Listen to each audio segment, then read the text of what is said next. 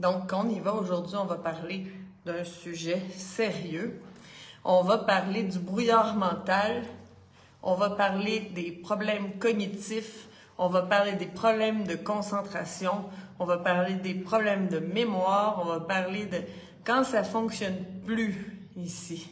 Puis ça, c'est très inquiétant, c'est très épeurant, c'est très contraignant, surtout quand on n'arrive pas à avoir une conversation convenablement, si on n'arrive pas à mettre en place ses idées, si on n'arrive pas aussi à trouver des solutions créatives à nos problèmes, quand on sent qu'on est comme... ça fonctionne pas bien. Parce que quand le cerveau fonctionne pas bien, on s'entend qu'il n'y a pas grand-chose qui fonctionne bien, puis surtout nos pensées. Là, vous voyez les lumières dans mes lunettes, hein, ça c'est fatigant. Je vais les enlever, même si je vois pas bien. Moi, je fais de l'astigmatisme. Bon, mais bon, je vais peut-être les enlever parce que vous voyez, à moins que je bouge la lumière. Si j'enlève la lumière, vous me verrez plus. Bon, en tout cas. Donc, c'est très contraignant, les problèmes cognitifs. C'est très épeurant aussi. On peut être en fatigue chronique un jour puis commencer à perdre un peu ses fonctions cérébrales. Ça peut faire très peur parce que ça, c'est des choses qu'on sent que c'est acquis. On sent que nos fonctions cérébrales, on les a, on se pose pas la question. Mais quand ça commence à manquer, là, ça commence à être un peu inquiétant. Parce qu'on se dit, merde, là, si je perds mes facultés intellectuelles, il y en a peut-être que ça leur dérange pas, ils diront, je perds pas grand-chose. mais c'est une blague. Puis de toute façon, ces gens-là, ils regardent pas le live.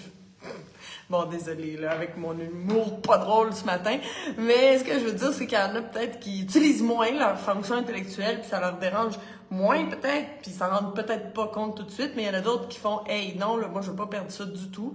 Mais donc, bon, je pense qu'il y a personne qui a envie d'avoir du brouillard mental, il y a personne qui aime ça, avoir des problèmes de mémoire, puis se rappeler, là, je m'en allais, je descends, puis c'est quoi que je venais chercher, je me rappelle plus. Ça commence à devenir inquiétant. Puis des fois, quand on voit ces symptômes-là apparaître plus fortement, mais ça va être aussi dans les cas de dépression, quand une personne sort de chez elle, puis elle sait même plus où ce qu'elle est. Ça se peut, hein, quand on est en dépression, ça peut arriver, ces choses-là. Donc, c'est ça. Mais là, on va voir pourquoi, on va voir comment ça arrive, et puis, pour quelles raisons, dans certains cas, là, ça vient à manquer toutes ces fonctions-là si importantes. Bon. Alors, dépression, trouble de la vue, trouble de l'audition, crise de panique, perte de patience, colère, problème de concentration, trouble de mémoire, brouillard mental. C'est tous des symptômes light, on va dire, de maladies beaucoup plus graves comme l'Alzheimer, la démence. Puis on va voir qu'il y a un lien aujourd'hui. C'est ça que je te dis, c'est un sujet sérieux aujourd'hui. On va voir qu'il y a un lien entre ces maladies-là qui sont assez des maladies importantes et puis le brouillard mental, les problèmes cognitifs, les problèmes de concentration et tout ça. Mais il peut y avoir un lien entre les deux. Premièrement, il y a plusieurs raisons. Il y a plusieurs raisons pour lesquelles on peut avoir des problèmes cognitifs, puis des problèmes de concentration, puis de brouillard mental. Là, premièrement, les parasites, là, c'était le sujet des derniers lives, donc je ne vais pas trop m'étendre sur ce sujet-là, mais si toi, tu veux avoir accès à ces anciens lives, tu peux écrire « parasites » dans les commentaires et je vais te les envoyer. Donc, dans les lives précédents, pour faire un résumé, on a vu que les parasites se nourrissent de nos bons nutriments. Les parasites qui sont là dans notre système digestif vont aller manger nos bons nutriments et vont déféquer des produits toxiques. Et ces produits toxiques-là, dont de l'alcool, qui est pas très dangereux, mais beaucoup d'autres produits qui sont beaucoup plus dangereux, ils vont créer du brouillard mental. Donc, une personne qui est très parasitée peut souffrir de brouillard mental. Quelqu'un qui souffre de brouillard mental, juste à entendre le mot, c'est ce que c'est. C'est comme vivre dans un nuage. C'est comme si tu regardes la réalité, mais t'es comme à l'extérieur, comme si tu regardais la scène d'un film. C'est un sentiment d'être déconnecté avec la réalité, puis un sentiment d'être dans le brouillard. Bon, je l'ai appelé comme ça. Je pense que ça existe, ce terme-là. Moi, je l'appelle Brouillard mental parce que ça décrit parfaitement bien le sentiment d'être dans le brouillard. Bon, c'est quoi le brouillard? En fait, c'est des toxines, c'est des déchets, c'est des produits toxiques là, qui peuvent se rendre au cerveau, qui peuvent être complètement produits par les parasites. Puis si on a le candida albicans, entre autres, ben on peut avoir le candida albicans en très grande quantité dans le corps. Puis à ce moment, ben on va avoir plein de petits êtres qui vont déféquer des produits toxiques, qui vont nous mettre le cerveau dans le brouillard. Bon, alors, dans ce temps-là, qu'est-ce qu'on a besoin de faire? C'est du nettoyage, une cure antiparasitaire. Bon, ça, c'est des choses que si tu es intéressé à savoir, écris parasite, candida dans les commentaires, puis je vais t'envoyer plus d'informations à ce sujet-là. Ensuite, deuxième raison qu'on pourrait avoir le cerveau dans le brouillard, puis avoir des problèmes de concentration et bon, tout ça, ça serait le manque de sommeil. Or, aujourd'hui, je vais pas développer tant que ça sur l'alimentation, mais l'alimentation sucrée et tout ça, ben c'est sûr que ça mène à avoir des parasites puis à avoir du candida albicans. OK? Tu vois que ça a un lien. Parce que, tu sais, des fois, si on pense aux enfants pour problème de concentration, attention! OK, je reviens au sujet 1, là. Attention! Pourquoi tous les enfants ont des problèmes de concentration? Mais premièrement, est-ce que c'est normal qu'un enfant soit assis 8 heures par jour sur un banc puis qu'il puisse pas bouger, là? Je sais pas trop comment que ça se passe maintenant à l'école, mais dans mon temps, c'était comme ça. Puis, tu sais, il faut écouter un professeur. Dans mon cas, OK, je vais dire mon cas à moi, parce qu'il y a des enfants qui adorent l'école et tout ça, mais moi, j'avais des problèmes de concentration. Donc, c'était extrêmement difficile pour moi c'était impossible de suivre le professeur, qui est mon professeur, surtout mon professeur d'histoire, qui était complètement ennuyeux. Donc, j'étais incapable de le suivre. J'étais incapable d'écouter. J'étais complètement déconnectée. Mais, tu sais, maintenant, je sais que toute mon enfance, je l'ai passée parasitée par des champignons, que j'ai même, je le sais parce que mes parents, ils m'ont raconté qu'à l'hôpital, ils m'ont donné une débarbouillette, puis elle était sale, et puis j'ai eu la bouche pleine de champignons. Donc, je sais que dès l'enfance, j'étais parasitée, qui m'a donné des problèmes de concentration. On a voulu me donner du Ritalin, on a voulu me donner plein de choses. J'allais voir plein de psychologues, mais en fait, qu'est-ce que j'avais? C'était des parasites.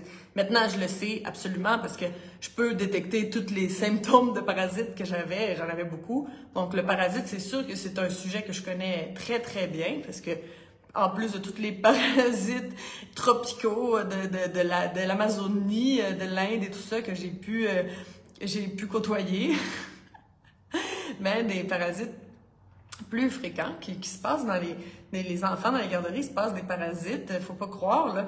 Donc, est-ce que le parasite peut causer des problèmes d'attention? Ben oui.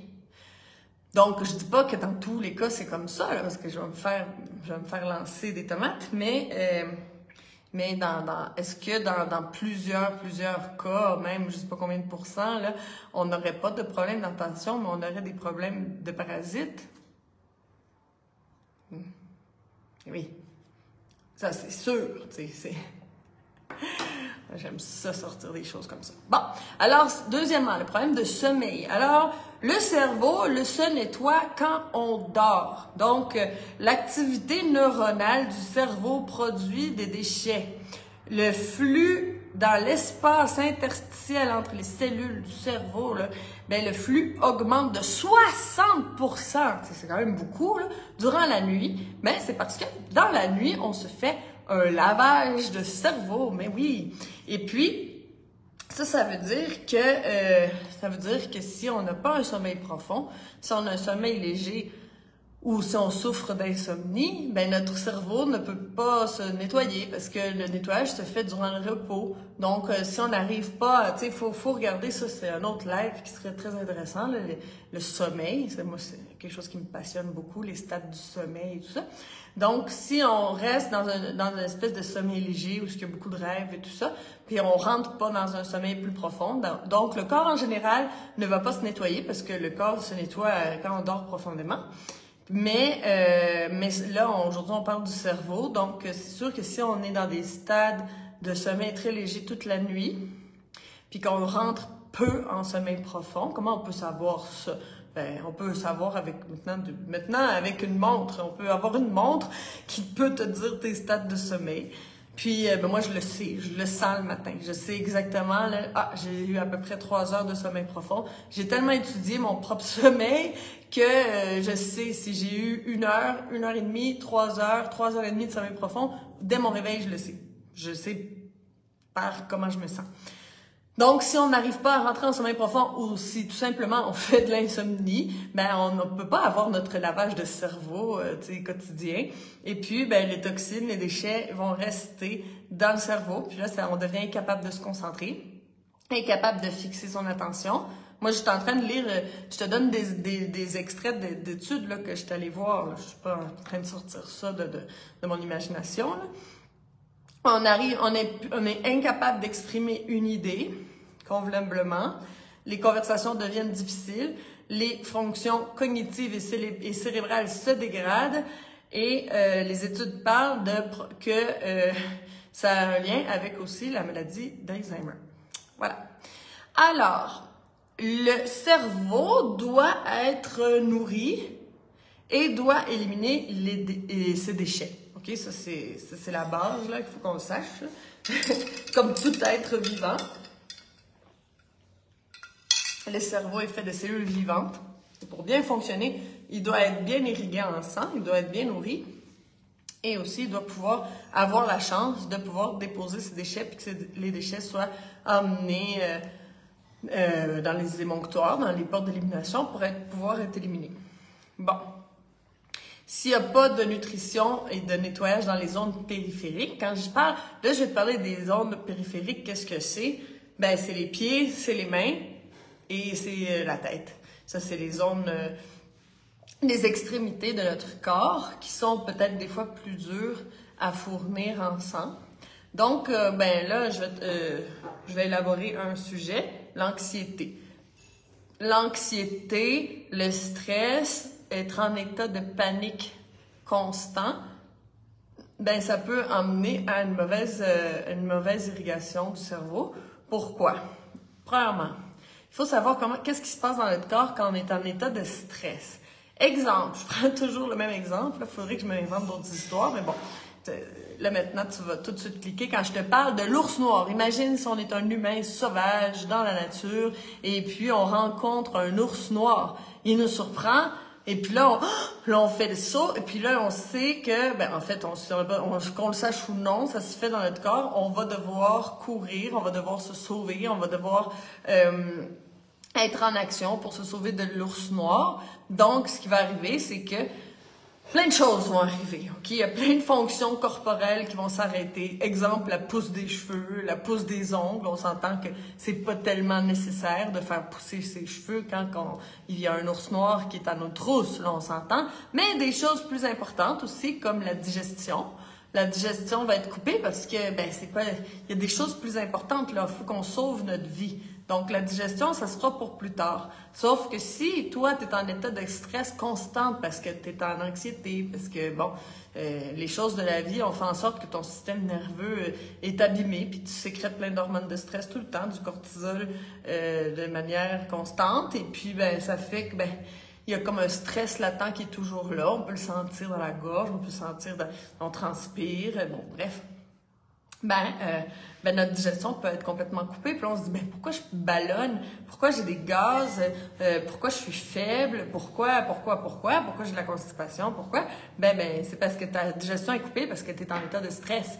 Quand on est en état de stress, c'est pas, il y a plein de fonctions qui sont juste arrêtées. Exemple, la libido, une fonction, là, c'est les gens qui sont en dépression, qui sont en état de stress chronique, mais souvent, ou en fatigue chronique, font souvent pas de libido parce que, mais c'est pas primordial. C'est pas nécessaire. Quand on est en état de stress, c'est pas le temps d'avoir le goût, là. C'est le temps de se sauver. Il y a un ours noir, là, qui est derrière toi. Il faut que tu cours. Fait que là, le corps, il va commencer à envoyer le sang dans les organes vitaux. Il va concentrer son afflux sanguin dans le tronc, dans le torse. Donc, le sang va se diriger vers les organes vitaux. Et puis, ben, les organes périphériques, comme les mains, les pieds et malheureusement la tête, ben ils ne seront pas assez irriguants en sang. Donc, quelqu'un qui est en fatigue chronique ou en anxiété, tout ça, pourrait absolument dire, ben moi j'ai toujours les pieds gelés, les mains froides et le nez froid. Ben écoute, si tu as toujours le nez froid, attention, ça veut dire qu'il n'y a pas assez de sang qui se rend à ton nez, ça veut dire qu'il n'y a pas assez de sang qui se rend à la tête. Et là, ça commence à être bien plus important, là, de se dire, wow, OK, si j'ai pas assez de sang à la tête, qu'est-ce qui se passe? T'sais, les fonctions cérébrales ne vont pas fonctionner. Puis on sait bien que la dépression, qui est une baisse de pression, dépression, mais c'est un manque d'irrigation du cerveau. Salut Ginette. C'est un manque d'irrigation dans le lobe frontal du cerveau. Donc là, on n'arrive plus à prendre des décisions éclairées, on commence à avoir de la tristesse, on comprend plus pourquoi on vit, le sens de la vie, on le comprend pas. Bon, tout ça, ben, ça amène de la dépression, mais en fait, c'est cérébral.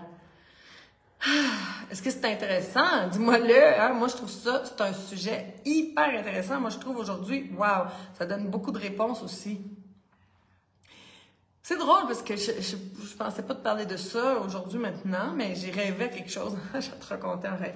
Premièrement, moi j'ai souvent des cas de gens qui sont en anxiété, en super anxiété, mais en même temps épuisement, donc super fatigué toute la journée, brouillard mental, aucune concentration, vraiment de la difficulté merci Francine, je vais passer le salut à ma mère, mais oui.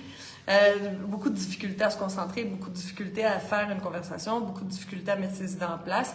Ben ça fait partie de l'épuisement. Donc, la personne épuisée, mais en même temps anxieuse, et c'est un symptôme que j'ai commencé à observer sérieusement parce que je comprenais pas au début pourquoi les gens avaient des picotements.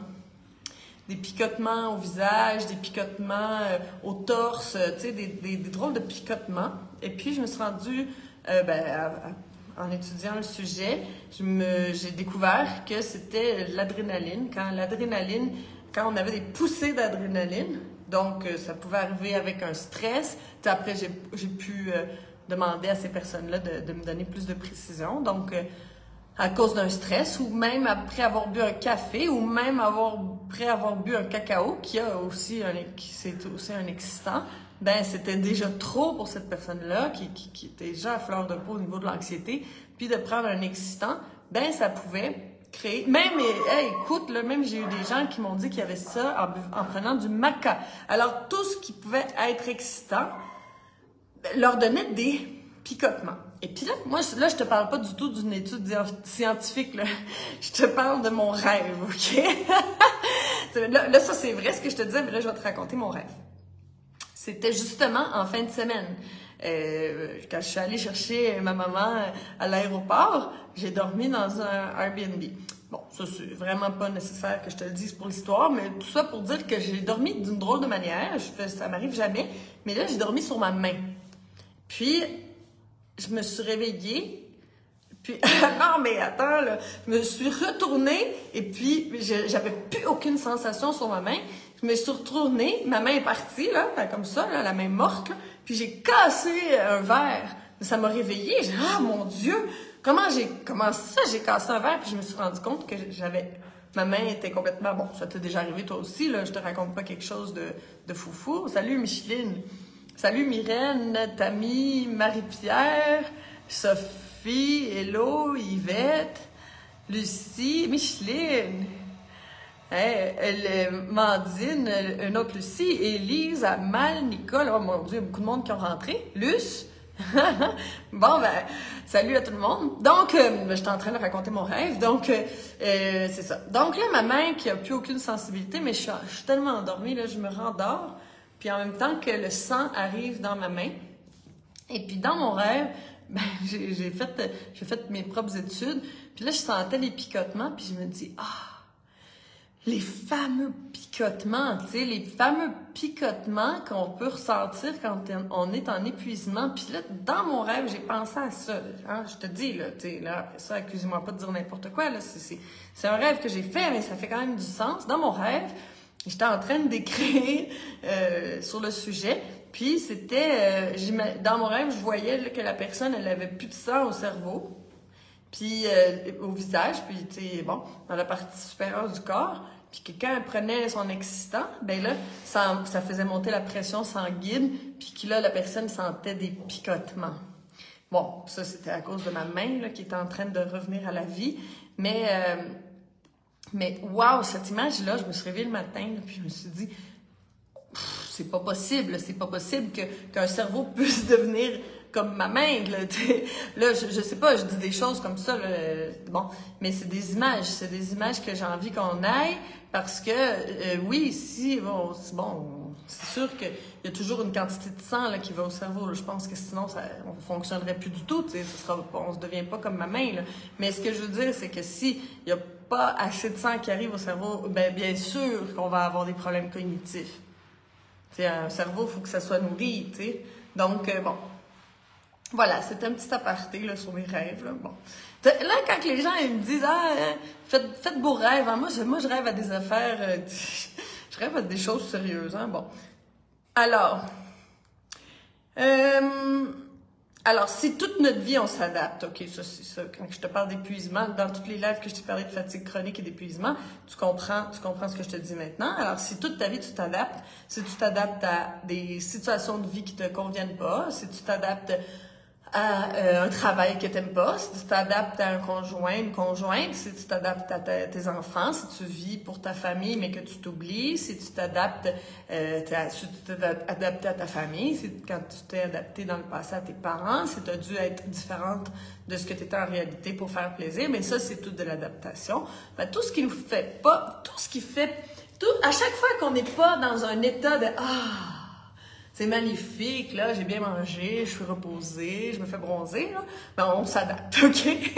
Donc, on peut s'adapter un peu, on peut s'adapter beaucoup, mais si on passe toute notre vie à s'adapter, on va s'épuiser, OK? Et on va arriver en fatigue chronique. Et puis là, si on arrive en fatigue chronique, on ne produit plus assez d'adrénaline, et puis ça va nous emmener vers un phénomène d'hypotension, de basse pression, et le sang ne pourra pas se rendre dans les zones périphériques. Fait que tu vois, là, je te parle de différentes manières que le sang ne puisse pas se rendre dans les zones périphériques. Donc, premièrement, ben, si on fait beaucoup d'anxiété et puis que le sang se rende seulement dans les organes vitaux. Et ensuite, ben, ça peut être une autre raison. Ça peut être aussi parce qu'on est en fatigue chronique, parce qu'on est en épuisement, parce qu'on est en dépression. Je le répète encore, dépression, manque de pression.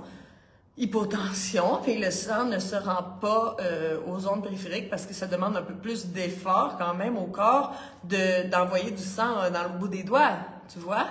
Puis si le sang se rend pas, si on est en fatigue chronique, mais ça se peut que on fasse le minimum. Tu sais, quand on est en fatigue chronique, on fait le minimum dans notre vie, mais notre corps aussi fait le minimum, puis le sang, ben ça ne rendra pas assez au cerveau. Alors, ben le cerveau ne pourra plus bien fonctionner. Alors, des études parlent aussi que la basse pression est toujours en corrélation avec la maladie d'Alzheimer. Voilà. Ensuite, une autre raison, la haute pression. Bon, là, je t'ai parlé de la basse pression, puis là, je te parle de haute pression, puis là, on se dit, ben là, c'est-tu la haute pression ou la basse pression qui... Bon, là, je t'explique. Alors, quand on parle de haute pression, on parle de système cardiovasculaire obstrué. Ça bloque. Les artères, les veines, tout ça, c'est bloqué. Puis, c'est difficile d'envoyer du sang partout dans le corps parce qu'il y a de l'obstruction dans les artères. Donc, il va falloir augmenter la pression pour que le sang puisse se rendre partout dans le corps. OK? Alors, est-ce que la haute pression, ça épuise? Ben oui. Alors, si on fait de la haute pression puis que notre corps fournit des efforts, des gros efforts pour envoyer du sang partout, mais ça, 24 heures sur 24, ben si à 40 ans, on fait de la haute pression, ben c'est presque sûr qu'à 55 ans, on va faire de la basse pression. Parce que à force d'être tout ce qui est en hyperactivité dans le corps tombera un jour en hypoactivité. Avant de tomber en hypothyroïdie, on peut être en hyperthyroïdie. On est en hyperthyroïdie, la thyroïde qui fonctionne trop fort, qui travaille trop, ben, à un moment donné, elle tombe en dépression, elle tombe en burn-out, la thyroïde, et puis on tombe en hypothyroïdie. Donc, si on est en haute tension, ben, 15 ans plus tard, on va être en basse pression. OK? Ça vient ensemble, c'est logique. OK?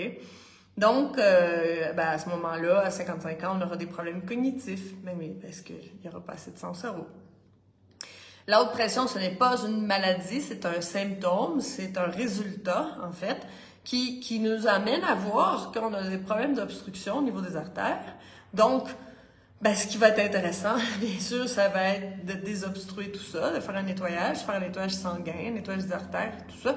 Mais ça, on va en profiter beaucoup plus que prendre un médicament pour baisser la pression. Là, je dis pas d'arrêter vos médicaments, hein. Là, on va m'acheter encore plus de tomates, là. Mais ce que je veux dire, c'est que dans la logique des choses, ben, si on faisait un nettoyage de notre corps, on pourrait éviter de prendre un médicament pour baisser la pression.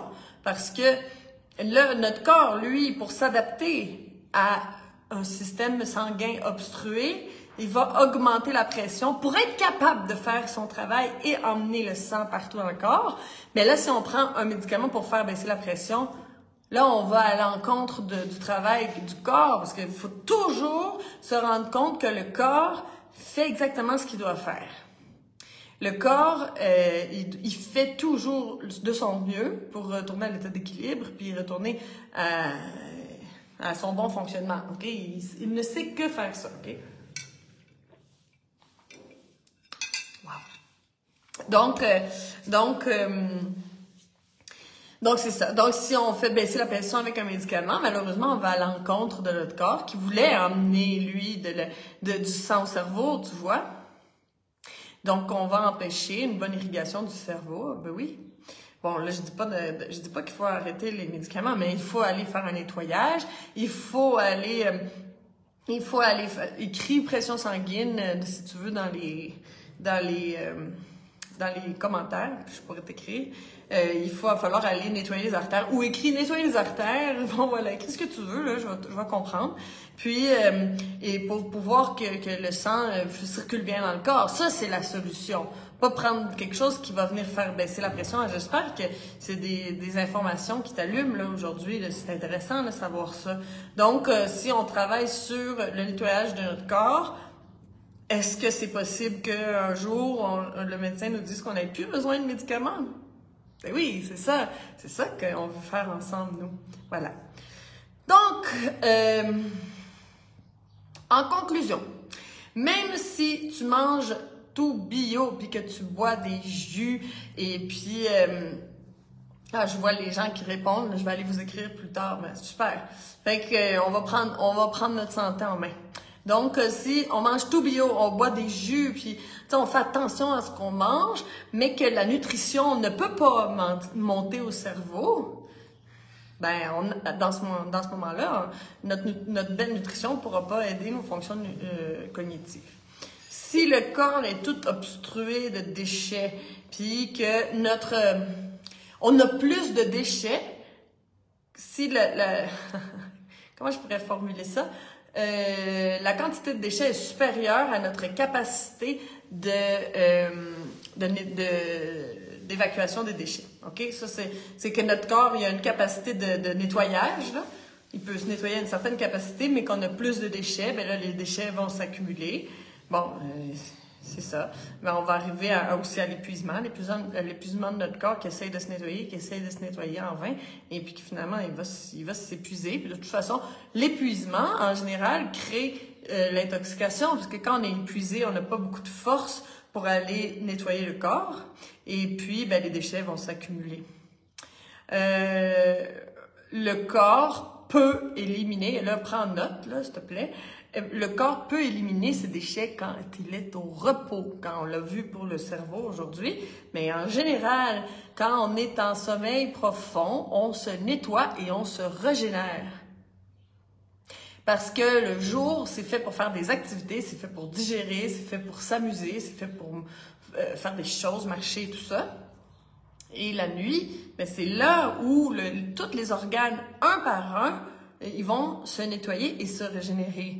Mais si on n'a pas un bon sommeil, Ben, on manque toute la phase nettoyage et toute la phase régénération. Ben, à long terme, est-ce que c'est dangereux? Ben oui.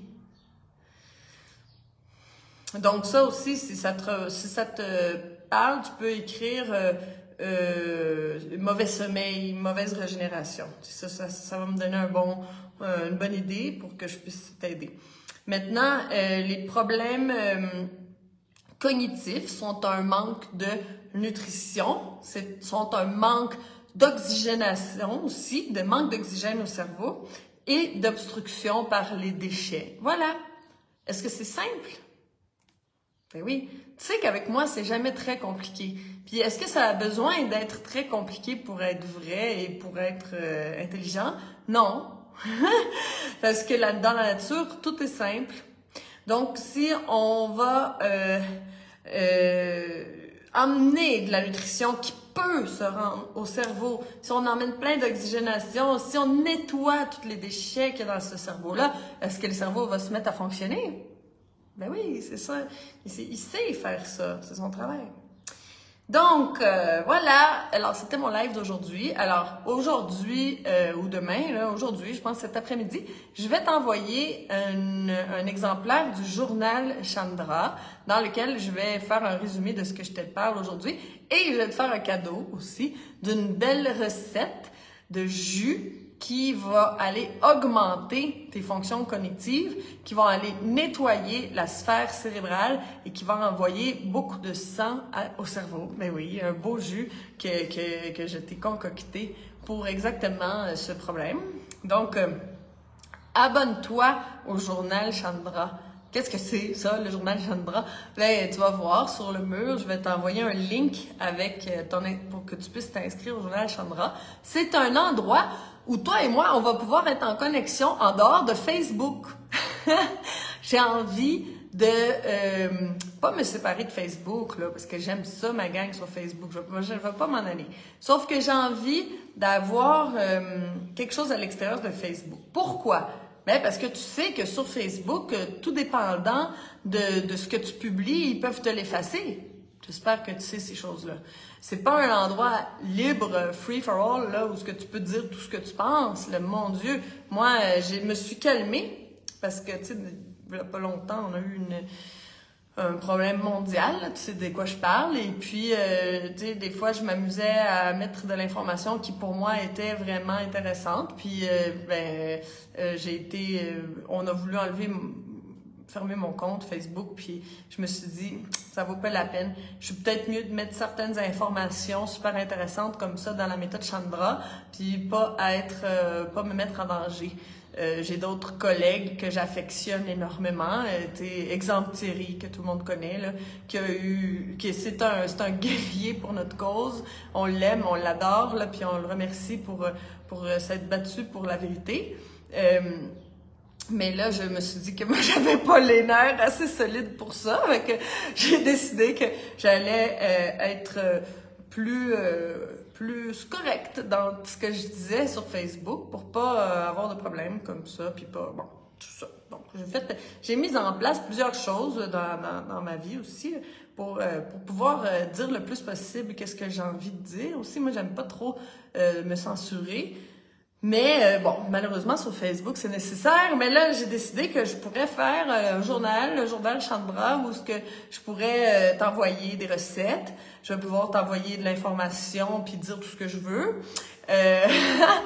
Et puis t'envoyer des trucs à faire pour te sentir mieux avec ta santé. Donc, tu pourras t'inscrire au journal Chandra et le lien pour s'inscrire à ce journal sera sur le mur tout de suite. Je vais le publier tout de suite après le live. Et puis, ben, ça va être un endroit où on peut aussi communiquer ensemble à l'extérieur des réseaux sociaux.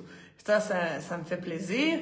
Il y a déjà, je l'ai publié une fois, il y a déjà 250 personnes qui se sont inscrites. Ça me fait super plaisir. Fait que je pense qu'il va y avoir beaucoup de monde là qui vont faire partie du journal Chandra.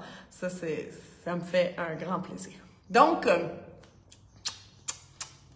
je t'embrasse Et puis, je te souhaite une belle journée. Et puis, regarde ton édition du Journal Chandra. Je vais te donner 2 trucs pour amener une recette de jus et une activité thérapeutique à faire pour envoyer plein de sang au cerveau pour que ça marche bien dans le coco, que tu puisses prendre des décisions éclairées, même que tu trouves que tu trouves des solutions créatives à tes problèmes, puis que tu puisses vivre dans la joie. Parce que, quand le lobe frontal du cerveau est pas bien nourri ensemble, on tombe vers une tristesse, vers une noirceur, vers des idées noires, vers de la colère, même de la démence, même quelque chose de complètement irrationnel. Mais oui, c'est plus rationnel. Le cerveau fonctionne plus bien. Puis là, on tombe dans l'irrationnel, dans des peurs aussi irrationnelles, tu sais.